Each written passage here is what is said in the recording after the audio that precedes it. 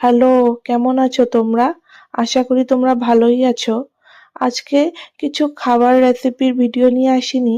আজকে তোমাদের সাথে কিছু কথা বলতে চাই যে জীবনে বেঁচে থাকতে গেলে নিজের রোজগার করাটা খুব দরকার। রোজগার করাটা সবার দরকার, আমরা সবাই ভাবি। কিন্তু আমার মতে রোজগার করাটা শুধু রোজগার করাই নয়।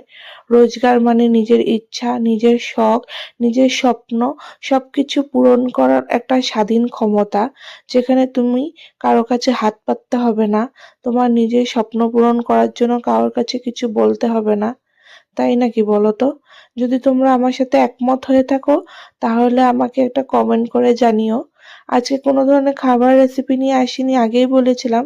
আজকে দুপুরে বানিয়েছিলাম একদম সাদামাটা খাবার, যেখানে বানিয়েছিলাম ডাল দিয়ে, লাউ দিয়ে, মুগ ডাল দিয়ে লাউ, আর একদম পাতলা কুচি করে কাটা আলু ভাজা, যেখানে শুকনা লঙ্কা আর কালো জিরে ফোড়ন দিয়ে, হলদি কাঁচা লঙ্কা দিয়ে লবণ দিয়ে ভাজা করেছিলাম।